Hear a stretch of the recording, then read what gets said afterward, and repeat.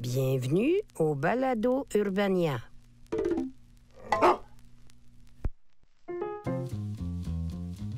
Joyeuse bonne journée tout le monde, ici Charles Beauchesne, votre imitation préférée d'un historien par un saltimbanque. Et soyez les bienvenus à un autre épisode tout à fait spécial des pires moments de l'histoire. Le balado où, habituellement, j'arrive à squeezer le pire du passé en 1 heure, mais là, j'ai le malheur de vous annoncer que ça n'arrivera pas parce qu'on est dans une autre de ces titanesques trilogies d'épisodes hors série. Donc, 3 épisodes, j'ai bien dit 3 pour ceux qui, depuis le début, font juste semblant de savoir c'est quoi une trilogie. Bref, 3 épisodes dans lesquels on parlera même pas d'histoire. Hein? Non, voyons, ça n'a pas d'allure, c'est un podcast d'histoire, pas d'histoire. On appelle ça avec nos taxes, Steve, voyons. On parlera même pas d'histoire à proprement parler. Ah, OK, tout le monde, OK. Il y a une nuance, tout le monde. Il y a une nuance. On va peut-être parler d'histoire, finalement. Nous autres qui ont sauté aux conclusions trop rapidement. Effectivement, si quelqu'un voulait être pointilleux, il pourrait décrire l'histoire avec un grand H comme étant le récit des accomplissements humains à partir du moment où quelqu'un a décidé de prendre tout ça en note. Mais si je vous disais qu'il y a eu un monde avant ça, une période antédiluvienne qu'on ne peut que deviner parce que l'écriture elle-même n'était pas inventée, je parle bien sûr de la préhistoire. Oh, OK, hey, nice, ça va être nice en fin de compte. Moi, j'aime pas la préhistoire. Ouais, en fait, après 2 autres trilogies éditions spéciales sur la chute de l'Empire romain puis la Révolution française, 2 sujets sur lesquels il y a objectivement beaucoup trop d'informations qui est en devenir complètement chèvre, cette fois, vous voyez, je me suis dit qu'on pourrait faire le contraire, c'est-à-dire me simplifier la vie en parlant d'un sujet sur lequel il y a tellement peu d'informations que c'est encore plus compliqué. Et le seul prix à payer, c'était de ne pas se simplifier la vie. Ouais, l'affaire avec la préhistoire, c'est que c'est excessivement flou puis qu'on n'a aucune trace directe du point de vue des gens qui ont vécu à une période où rien n'était inventé. Fait que c'est le début de tout, mais à partir de rien. Un peu à l'image du script de l'épisode. En effet, malgré un début chaotique à une époque sauvage et dangereuse où les premiers hommes grelottent dans des cavernes pleines de monstres éclairés par la lueur rassurante d'un feu qui n'existe pas nécessairement encore, à même un monde où la survie dépend d'un essai-erreur avec les mêmes statistiques qu'une game de tic-tac-toe, on va éventuellement réussir à passer en 2e vitesse et développer plein d'outils géniaux dont les capacités à nous aider vont dépendre principalement du matériel en vogue du moment. Moment étant ici un terme plus que relatif parce que ça va se décliner en 3 périodes qui vont bien sûr durer des milliers d'années. L'âge de pierre, l'âge de bronze et l'âge de fer. Puis étonnamment, c'est ça qui va poser les bases de l'histoire, là où je devrais normalement commencer le balado, mais pas là. Filons donc à toute allure jusqu'au tout début de l'humanité où nous attendent les hommes des cavernes. En fait, plus précisément, l'âge de pierre, où, comme dans les pierres à feu, tout est effectivement fait en pierre, avec peut-être un petit peu moins de bidets et de broyeurs à déchets en dinosaures qu'on nous a laissé sous-entendre. De toute façon, est-ce que quelqu'un est encore vivant pour se souvenir des pierres à feu? Fait que générique, puis yabadabadou, j'imagine. C'est certain qu'avec un thème comme la préhistoire, quelqu'un de moindrement obsessif-compulsif pourrait avoir ben envie de partir du début des temps pour retracer le Big Bang, la création du monde, puis parler des dinosaures. Mais je ne ferai pas ça. Mon mandat, c'est de vous parler des hommes, et par conséquent, Des femmes! dans ce qu'on appelle aussi l'humanité, vous savez. Alors, désolé pour ceux qui espéraient des détails dark de Vélociraptor à propos de leurs maudites grosses griffes, mais ce ne sera pas ça. Vous voulez un détail dark de dinosaures? Ils sont morts 65 millions d'années trop tôt pour qu'un humain les chevauche. Mais ça aurait été fucked up. Plus vite, Rex! Plus vite encore! Accroche-toi!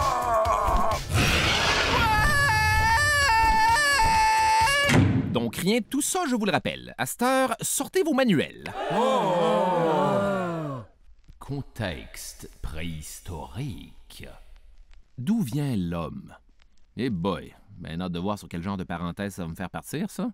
Ce qu'on se fait souvent raconter par rapport à l'évolution, c'est que l'homme descend du singe, alors que le singe, lui, descend de l'arbre. Bref, on a souvent tendance à croire qu'à un moment donné, des singes ont juste décidé de marcher sur deux pattes, puis avoir de poils, puis éventuellement construire des skateparks, mais ce serait un raccourci. Le singe et l'homme ne sont pas deux échelons de la même espèce, mais plutôt des distants cousins qui auraient un ancêtre commun qui, si on se fie aux points communs qu'unissent nos deux espèces, était un animal qui aimait beaucoup se masturber. Ce que ça veut dire, c'est qu'on croit que le singe et l'humain se seraient dissociés quelque part dans la chaîne de l'évolution, puis manifestement, personne n'était là.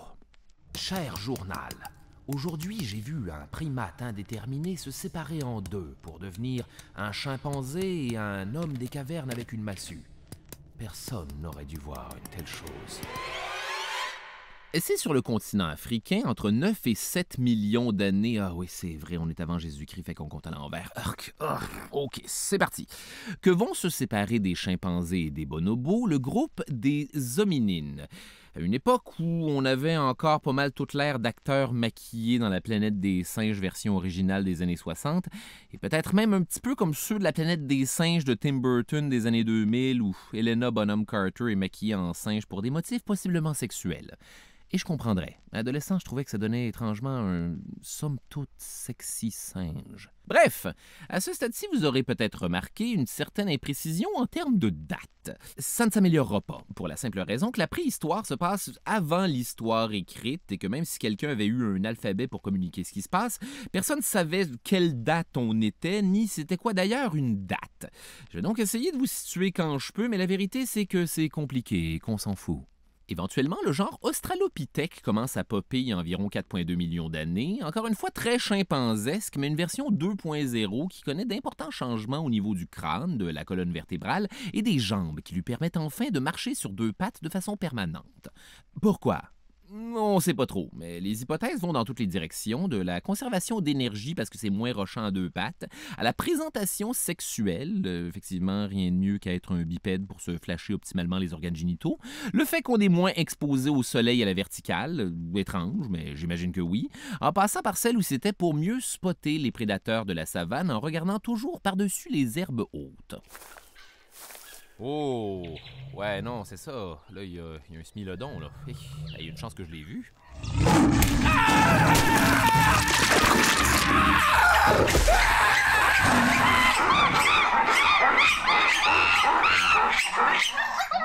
Finalement, c'est il y a environ 2 millions d'années qu'est apparu le genre Homo. Puis ça s'est super bien passé. Sa famille et ses amis étaient super accueillants, puis plein d'amour par rapport à ça. C'était génial, plein de love, famille choisie.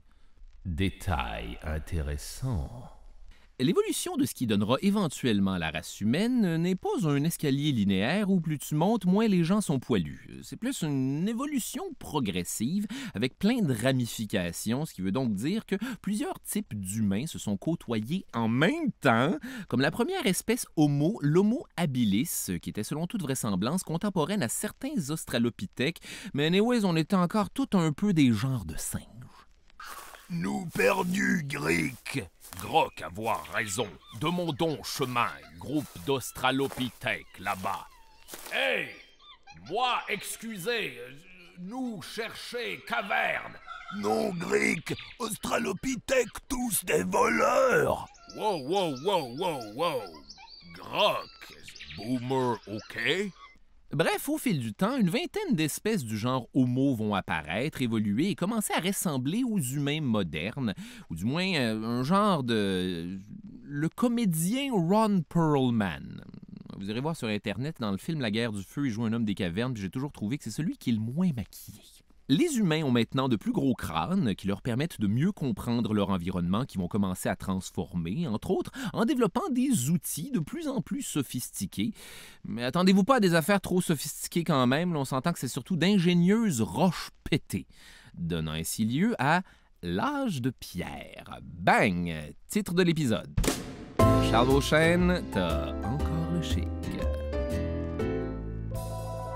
L'âge de pierre est divisé en 3 périodes distinctes. Le paléolithique, qui veut dire le vieil âge de pierre, le mésolithique, qui veut dire l'âge de pierre du milieu, et le néolithique, qui veut dire le nouvel âge de pierre. Mais attendez-vous pas non plus à quelque chose de trop nouveau. Le paléolithique est la plus longue période des 3 et commence il y a 3,3 millions d'années! Excusez, j'ai toujours voulu faire ça. Détail intéressant. L'utilisation d'outils en pierre est quelque chose d'unique à nous, les humains. Alors que plusieurs animaux comme les loutres, les vautours et les singes sont effectivement capables eux aussi d'utiliser les roches pour, par exemple, défoncer des coquilles, des os ou des crânes pour manger ce qu'il y a dedans, les humains vont être cependant les seuls à modifier la dite roche pour en faire des outils plus performants dépendamment de la situation. Moi avoir faim, Grick. Moi aussi, Grok. Toi, regardez dans cette direction maintenant et ne pas te retourner. Dîner bientôt servi. Ah ah ah. Wow, Grick ouvert plein de noix de coco pendant que Grok retournait. Surprise belle. En fait, Grick préparait lait de coco pour cuisiner viande de Grok. Grick avait dit à Grok de ne pas se retourner. Détail dark. J'ai l'air d'y aller un peu pour le gag, là, mais certains scientifiques ont trouvé des preuves assez solides comme quoi le cannibalisme était une pratique relativement répandue, incluant des marques de dents humaines sur des os humains ainsi que des crânes transformés en gobelets pour boire. Santé, comme on dit. Les premiers outils en roche sont donc relativement simples. C'est souvent juste une grosse roche avec un ou plusieurs morceaux chippés, ce qui donne une face coupante, pratique pour dépecer des carcasses, gosser du bois ou stab quelqu'un, comme on dit dans la rue. Un outil qui fait son apparition surprenamment rapidement, c'est la laine. A-L-E accent circonflexe N-E, pas celle qui pue. Là. Un genre de grosse aiguille qui sert à percer les peaux d'animaux pour permettre de se rabouter des espèces de gros ponchos préhistoriques à peine plus complexes que ceux qu'on peut acheter aujourd'hui dans les stations-service. Pas tant pour des questions de pudeur que pour se donner une chance face aux intempéries. Laissons-leur une couple d'années d'innocence où les gens ont encore le luxe de se mettre tout nu en public si vous le voulez bien. Bref, la laine était pour ainsi dire la clé qui ouvre la porte de la mode humaine, un genre d'haleine qui, si vous voyez où je veux en venir, parce que pour être honnête, je suis pas certain moi-même. Au fil du temps, les outils en pierre continuent de se raffiner, on commence éventuellement à travailler les deux côtés de la pierre avec plus de précision, ce qui permet de fabriquer ce qu'on appelle effectivement des bifaces, c'est-à-dire une roche aiguisée que tu tiens directement dans ta main, idéale pour combattre les prédateurs. Hey, Smilodon, tu te souviens de moi? J'ai un biface maintenant. Ah! C'est de la merde! C'est de la merde!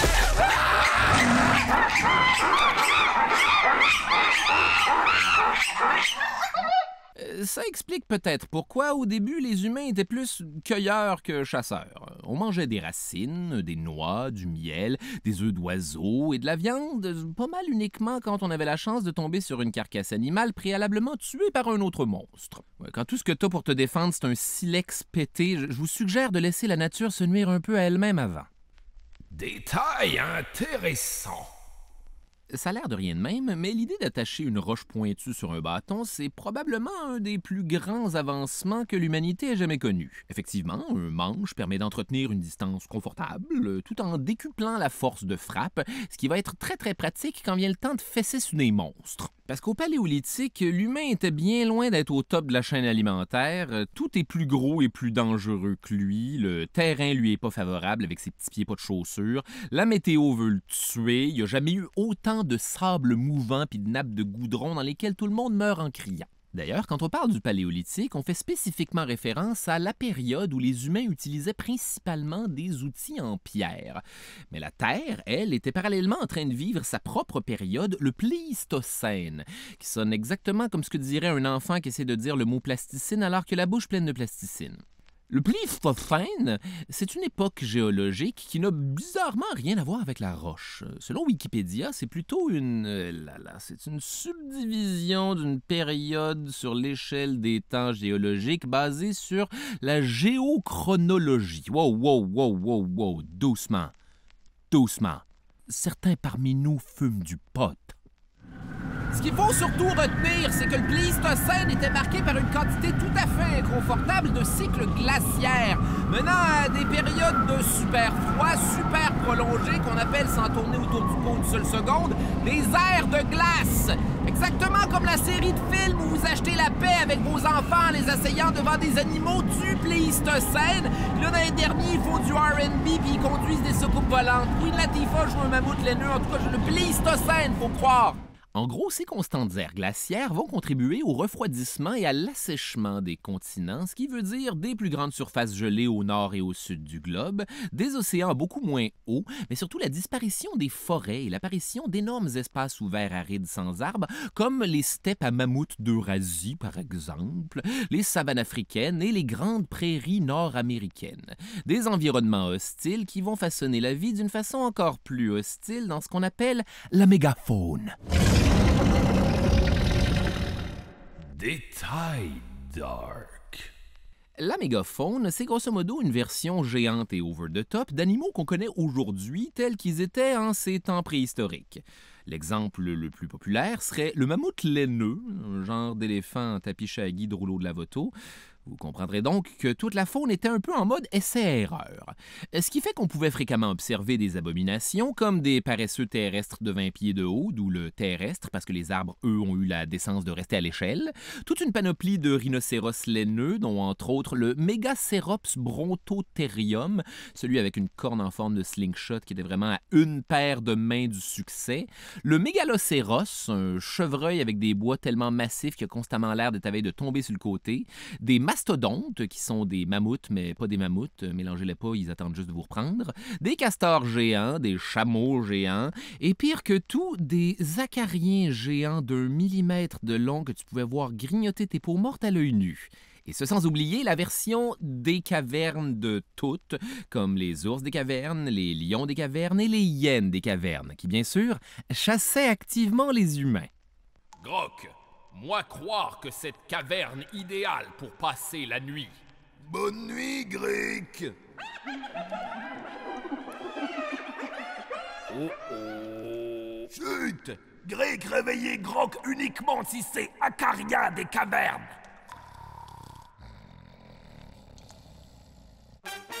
Question quiz. À quel endroit dans le monde pensez-vous que la mégafaune est la plus malbosante? En Australie, mais bien sûr.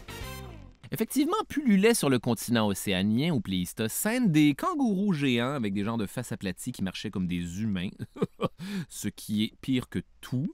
En fait, presque autant que ce qu'on appelle le thylacoleo ou lion marsupial, un genre d'opossum diable de Tasmanie de 100 kilos avec des dents de castor qui avait cette charmante habitude de se laisser tomber des arbres sur ses proies. Mais bien sûr... OK, prise 3. L'humanité a des lances maintenant, ce qui nous confère une chance contre tout ce qui est devant nous. Seul angle mort possible, le ciel. Ah, mon Dieu! Pourquoi détestez-vous les hominines? L'une des espèces homo les plus prolifiques et dominantes, c'est l'Homo erectus, ce qui veut effectivement dire l'homme en érection, mais dans le sens de l'homme qui se tient debout, pour ceux qui seraient tentés d'utiliser cette formulation-là en se disant que tout le monde va comprendre la bonne affaire. Homo erectus, donc, apparaît il y a genre 2 millions d'années et aurait rapidement conquis le continent africain et l'Eurasie, se rendant jusqu'à la portion est de ce qu'on considère aujourd'hui comme la Chine, en plus de devenir une raison pour les enfants du primaire de rigoler dans une classe d'histoire. Voilà, c'est quoi, là? C'est le mot erectus qui vous fait penser à une érection? Non, c'est qu'on voit dans vos captures d'écran que vous avez oublié de fermer votre onglet d'Ashley Madison, le site qui encourage l'infidélité. Oh, merde. On rit, mais vous nous écœurez, monsieur. Au Paléolithique, les humains sont bien évidemment nomades, se déplaçant en groupes de 20 à 30 individus. Ils vont là où la nature peut subvenir à leurs besoins. Quand ils peuvent, ils dorment dans des cavernes, des fois. Détail intéressant. Ouais, contrairement à ce qu'on pourrait croire, les hommes des cavernes passent beaucoup moins de temps dans des cavernes que prévu. Premièrement, je ne sais pas si vous avez remarqué, mais c'est rare. Une caverne, c'est quand la dernière fois que vous avez Trouvez une caverne, vous autres! En plus, une caverne, c'est super dangereux, c'est noir, fait froid, il y a toujours des hyènes, des lions puis des ours, des cavernes là-dedans. Non, en fait, généralement, les premiers humains s'installaient dans des bonnes vieilles tentes en bordure des cavernes et vont à l'intérieur uniquement pour se faire capoter pendant des cérémonies spirituelles. Allez, amis, recueillons-nous ensemble dans caverne. Je suggère de recueillir plus vite. Vous serez ravis d'apprendre que selon plusieurs chercheurs, les premières micro-sociétés étaient à la fois paisibles et égalitaires. Ça arrivait pratiquement jamais qu'on allait piller un autre clan. Au contraire, quand une tribu en croisait une autre, ce qui arrivait pas si souvent vu la faible densité de population dans un monde où tout est aussi rare qu'une caverne, on avait plutôt tendance à s'allier pour former un plus gros groupe pouvant parfois aller jusqu'à 100 individus. Ce qui, pour n'importe qui a déjà essayé de garder une troupe de plus de 3 personnes ensemble dans une fête foraine, est audacieux. Et qu'est-ce que le Paléolithique si c'est pas une sorte de fête foraine, mais dangereuse? Donc une fête foraine. D'ailleurs, malgré la taille de certains clans, il n'y avait pas vraiment de hiérarchie structurée, ni de différence entre le rôle des hommes et des femmes, qui avaient les mêmes boulots et les mêmes responsabilités, mais attachez-vous pas trop à l'égalité homme-femme, c'est pas mal la dernière fois que c'est arrivé, cette affaire-là. Donc l'Homo erectus aurait été la première espèce à se construire des camps et des structures temporaires pour vivre, mais on lui associe aussi une autre petite affaire sans trop de conséquences, la découverte du feu. Détail intéressant. On n'a absolument aucune idée comment l'homme a découvert le feu. L'hypothèse la plus probable, c'est qu'au début, on faisait juste le prendre à des endroits où il se manifestait naturellement, comme dans un feu de broussailles. Ah, quelle découverte, Grok! Ah, utilités sont infinies! Ah, Ou sur un arbre frappé par la foudre. regarde, Grok. Moi, dieu du feu, maintenant. Et par la suite, la job, c'était simplement d'alimenter la flamme pendant des mois, puis on était toujours à une pluie ou un épais qui s'endort que les choses redeviennent chiantes. Mais éventuellement, Homo erectus va se rendre compte qu'en frottant certaines affaires ensemble, la friction peut créer une flamme ou des étincelles. Puis je suis officiellement intrigué par le processus d'essai-erreur qui a mené à ça. Grok, qu'est-ce que toi faire avec ces 2 canards? Moi, essayer de percer le secret du feu. Tiens, boum sakalaka. Donc, inutile de vous dire à quel point ça va changer la game, le feu. On peut maintenant cuire la viande, la rendre plus facile à mastiquer et moins difficile à digérer, conserver les calories qu'on aurait dépensées à rocher à mastiquer un steak super rock'n'roll sur la digestion. Le feu, ça fait peur aux hyènes géantes. Ça permet de survivre à l'hiver, ce qui entraîne un boom de population. Et notre vie est alors tellement confortable qu'on va même se permettre de commencer à faire quelque chose d'aussi inutile que de l'art. D'ailleurs, n'hésitez pas à me subventionner. Effectivement, grâce au feu, on va conquérir les cavernes et c'est sur leurs murs qu'on commence à voir apparaître les premières ébauches de gros dessins laids d'hommes préhistoriques réalisés avec de l'ocre, une pierre qui fait du pigment rouge quand on la fait chauffer. Dessins qui semblent souvent raconter des histoires de chasse, devenant donc probablement la première instance de quelqu'un qui en beurre épais ses détails. Mais puisque Grok dit à Grick que Mammouth était gros de même, regarde, dessin à l'échelle. Oh, passe-moi ocre. Tiens. Maintenant, Mammouth a moustache et bisoune. Oh, Fokker.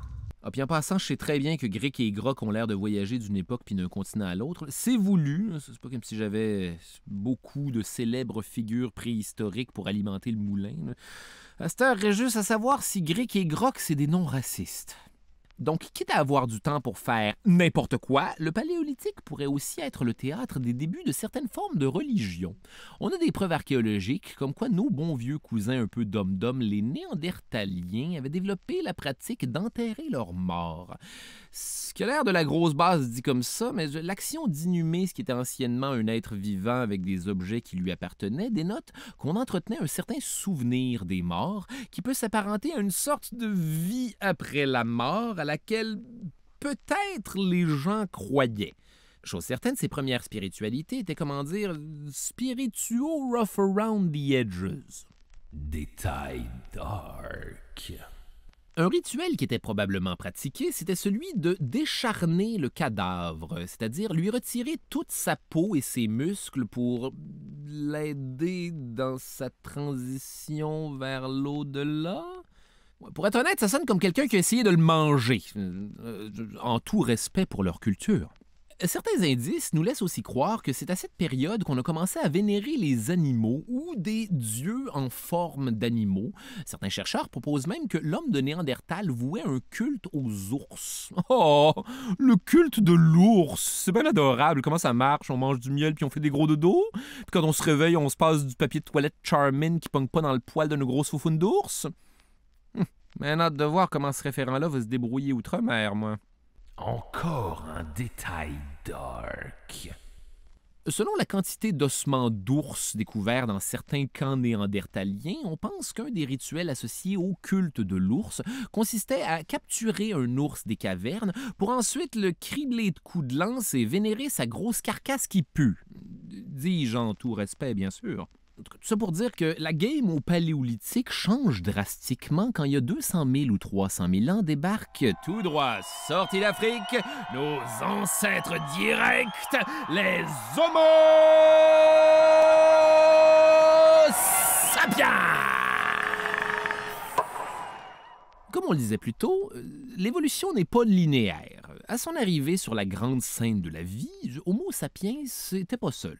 Il y avait plein d'autres espèces d'hominines qui vivaient en même temps que lui, des néandertaliens trapus, aux sourcils épais, l'Homo heidelbergensis, potentiellement l'ancêtre des sapiens et des néandertaliens, en passant brièvement par l'Homo naledi avec leur petit cerveau d'homasse, l'Homo erectus qui est encore là, lui, les Denisoviens qui resplendissent par le fait qu'on connaît rien d'eux, l'Homo floresiensis qui était tout petit avec des gros pieds, ce qui en faisait un genre de hobbit. Là où je veux en venir, c'est que c'était comme qui dirait assez tentant de fourrer entre hominines. Vous voyez ce que je veux dire. Détail intéressant post-coïtal. Effectivement, on évalue aujourd'hui que, dépendamment des régions, jusqu'à 4% du génome moderne nous viendrait des Néandertaliens. Et dans certaines régions, comme l'Asie et l'Océanie, on retrouve de l'ADN de ces mystérieux Denisoviens, à propos desquels je ne demande qu'à vous en dire plus, mais non. Puis là, fouillez-moi, je ne sais pas trop ce qui s'est passé, mais il y a 40 000 ans, l'Homo sapiens s'est retrouvé seul. Toutes les autres espèces d'hominines avaient disparu. Qu'est-ce qui s'est passé? On sait que l'Homo sapiens était le meilleur pour s'adapter au changement. On pense aussi qu'il y avait des meilleurs taux de survie infantile. Peut-être que c'est l'ère de glace qui est venue à bout de tous les autres. Mais ça se pourrait aussi qu'Homo sapiens a juste utilisé son bon vieil intellect supérieur pour crémer toutes les autres espèces ou encore les assimiler en se reproduisant avec eux. Et à quelque part, ça fait du sens. Disons que je me reconnais bien là-dedans. Ouais, là, je sais que ça file comme une conclusion de fin d'épisode, mais non! On a encore 2 périodes de l'âge de pierre devant nous. Fait qu'on est rendu au Mésolithique. Le Mésolithique, c'est surtout une période de transition d'environ 10 000 ans qu'on a de la difficulté à positionner exactement dans le temps parce que ça se passe pas partout en même temps dans le monde et que juste pour faire chier, ça correspond pas nécessairement avec la fin du Paléolithique. Voilà, la préhistoire! Parce que le Paléolithique se termine grosso modo il y a genre 12 000 ans, en même temps que le Pléistocène et ses ères glaciaires de merde qui en finissent plus. L'humanité rentre donc dans une période marquée par d'énormes changements climatiques. Ouh! Yo, monsieur, est-ce que ce serait donc la preuve que l'angoisse et les actions face au réchauffement climatique sont inutiles parce qu'ils sont inévitables? Néo-scepticisme, yo! Non, absolument pas! Êtes-vous malade? Oui. Sur le long terme, il y a toujours eu des changements climatiques, mais ça se fait sur des longues périodes. En ce moment, ce qu'on fait à la planète accélère les changements, puis drastiquement à part ça, depuis 4 ans, l'hiver dure 2 mois au Québec. Rien de tout ceci n'est naturel. Ce qui se serait passé, c'est qu'au cours des millénaires précédents le Mésolithique, l'orientation de la Terre aurait changé par rapport au Soleil, puis la planète aurait commencé à se réchauffer.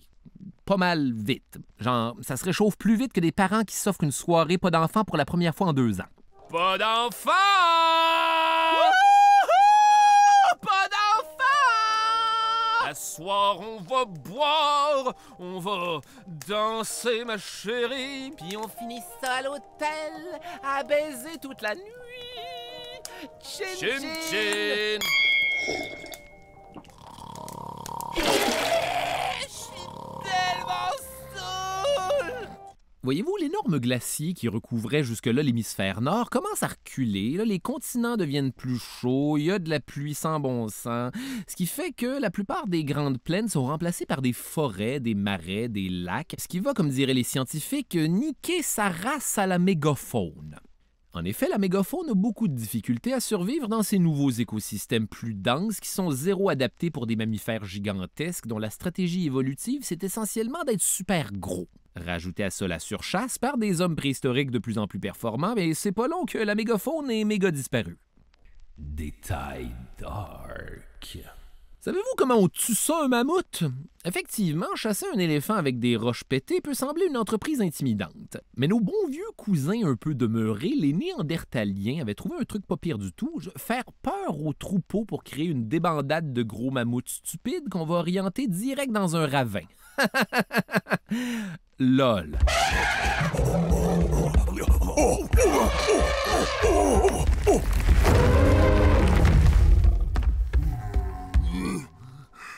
Ça y est, mammouth tombé en bas de falaise. Enfin, nous pouvoir manger. Comment nous récupérer viande dans ravin maintenant?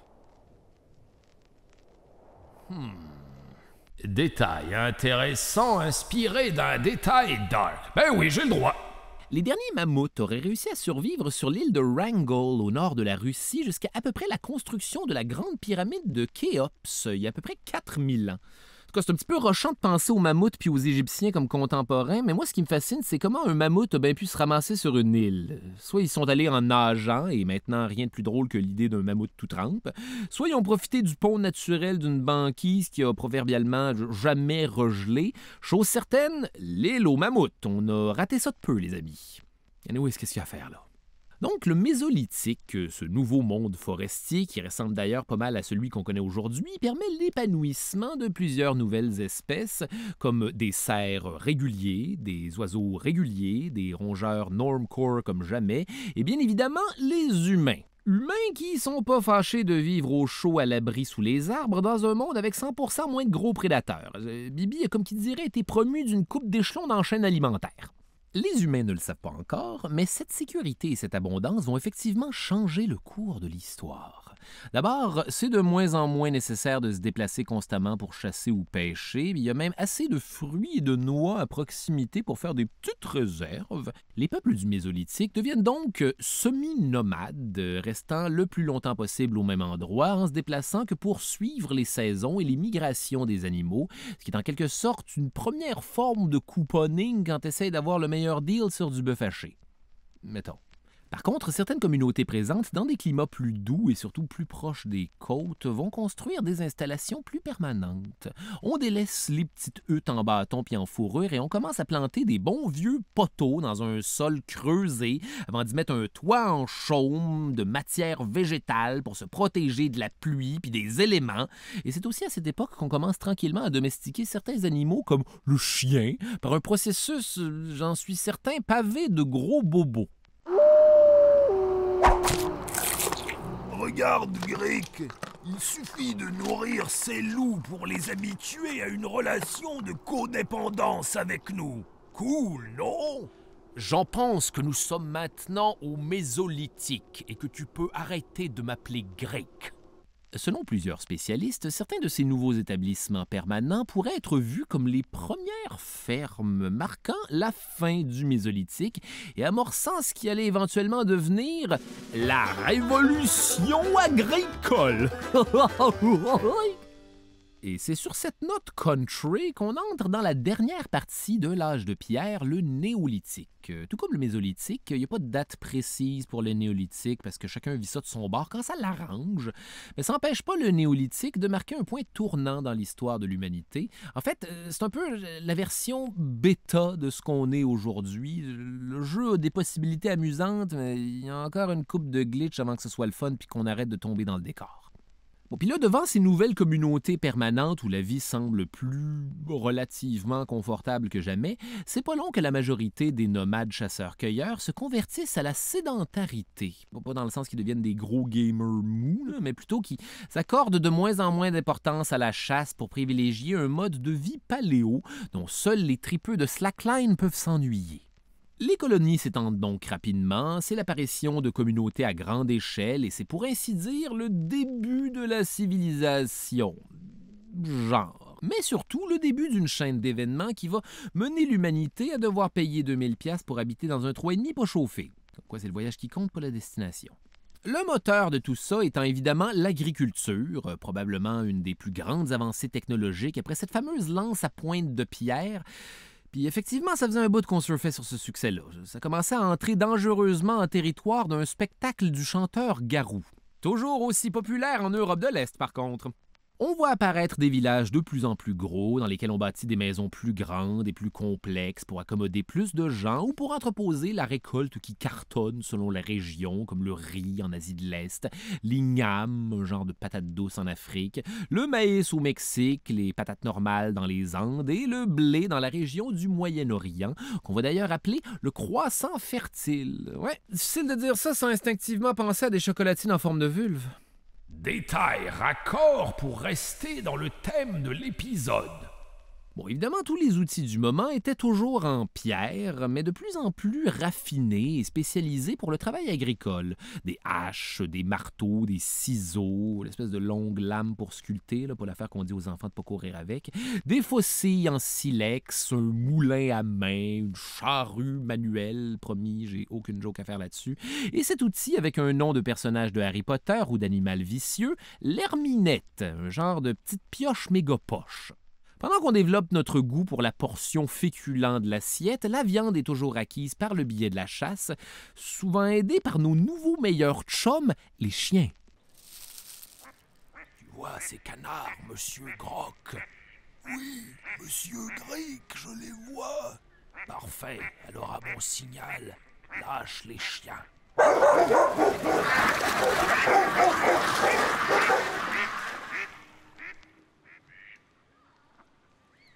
On dirait qu'il manque encore quelque chose. Mais c'est pas long que ça aussi, c'est trop forçant, fait qu'on décide d'investiguer le tout nouveau projet de l'époque, l'élevage, qui consiste à rendre dépendants des humains tous les animaux les plus populaires à manger, comme la chèvre, rien de plus délicieux qu'une chèvre, j'imagine, le mouton, encore une fois, miam, point d'interrogation, la vache et ce bon vieux porc qui va dès lors être victime pour toujours du succès du bacon. Évidemment, tous ces animaux-là, ça donne accès à de la viande, mais aussi à de la laine, du cuir, du lait et des bêtes de somme pour aider le travail dans les champs. Et le projet élevage va être à ce point un succès qu'aujourd'hui, tous ces animaux sont encore nos esclaves, prisonniers dans un cycle de vie dont l'apothéose, c'est d'être mangés par nous. Ce qui est d'ailleurs précisément ce que disent les véganes, exactement au moment où vous écoutez plus. Détail intéressant. Le lait serait devenu rapidement un élément très important pour la survie et littéralement la croissance de l'humanité. C'est une source facile de protéines que tu peux obtenir sans le désagrément d'abattre un animal, ce qui met rapidement fin à sa source de protéines. C'est d'ailleurs pour ça qu'il y a autant de gens qui sont tolérants au lactose dans le monde. Probablement parce que ceux qui ne l'étaient pas avaient tendance à mourir plus vite. Dans le sens que c'est pas naturel. Dans le sens que boire le lait d'un autre animal dans la nature une fois à l'âge adulte, c'est évolutivement un peu kinky de notre part. Sans compter que le fait de côtoyer des animaux en permanence va introduire les humains à plein de nouvelles maladies comme la rougeole, la grippe et la varicelle, ce qui élimine encore plus de gens. Rajoutez à ça que l'agriculture et l'élevage de masse, c'est le début de notre énorme impact sur l'écosystème avec les résultats qu'on connaît aujourd'hui. Mais écoute, c'est un détail dark finalement. Et encore une fois, un vegan dirait ça. En fait, ce que l'agriculture et l'élevage permet, c'est surtout un accès facilité à de la nourriture, ce qui règle, ou du moins allège vraiment beaucoup l'enjeu de la survie, ce qui permet à l'humain, pour la première fois depuis qu'il s'est mis à marcher sur deux pattes, de s'asseoir, rien câlisser et penser. Et là, ça part! On voit arriver l'optimisation des tâches dans les villages, les premiers métiers spécialisés, maintenant il y a des maçons, l'art se développe, la société se complexifie, ce qui va éventuellement pousser des inventions incroyables comme la roue, l'écriture, le calendrier, mais ça ne s'arrête pas là. L'humain commence à s'attaquer à des enjeux beaucoup plus existentiels comme la religion, la politique, les classes sociales, la propriété immobilière, les richesses, le pouvoir, ce qui éventuellement donne lieu à des affaires comme les inégalités, le patriarcat et bien sûr, la guerre.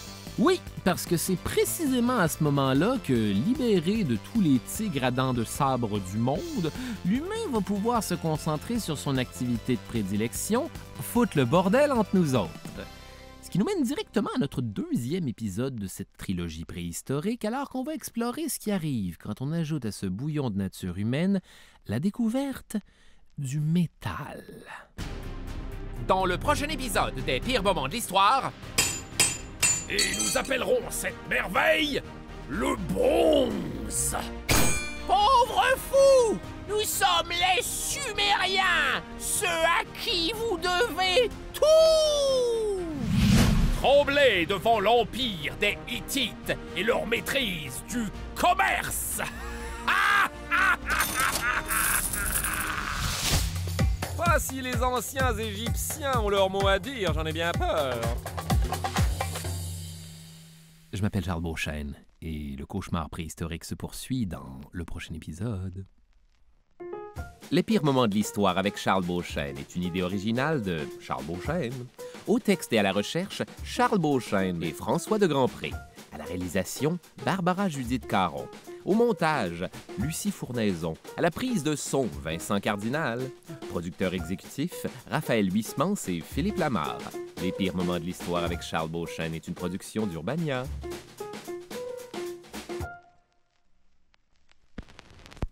C'était un balado Urbania. Abonnez-vous donc.